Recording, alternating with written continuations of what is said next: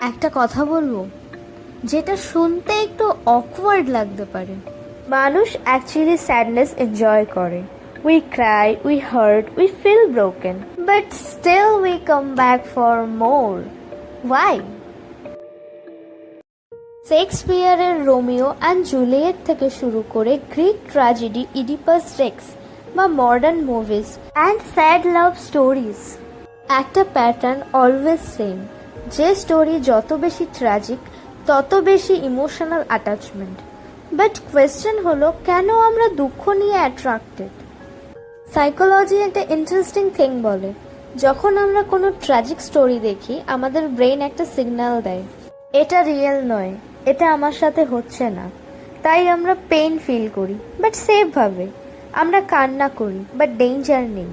আমরা ভাঙি, but actually ভাঙছি না। তাই আসল কোয়েশ্চেন এটা না আমরা কেন স্যাড স্টোরি দেখি, আসল কোয়েশ্চেন হলো কেন হ্যাপিনেসের থেকে পেইন বেশি রিয়েল লাগে।